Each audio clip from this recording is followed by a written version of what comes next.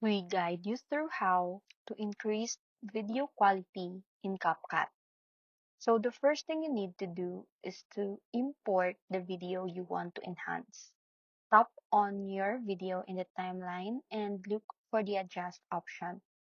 Increase the sharpen setting slightly to make details clearer, but avoid setting it too high because it can make the video look unnatural. Next, adjust the contrast and saturation to make colors stand more. If your video looks dark, increase the brightness a little and fine-tune the highlights and shadows for a balanced look. After that, go to Effects and add Quality Enhancement effects if available in your version of CapCut.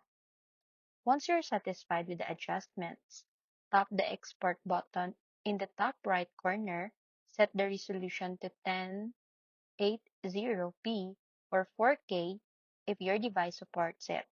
Then choose the highest frame rate available, preferably 60 fps, for smoother playback. Also, select the highest quality export settings to preserve as much detail as possible. Tap Export and wait for the process to finish. And that's it.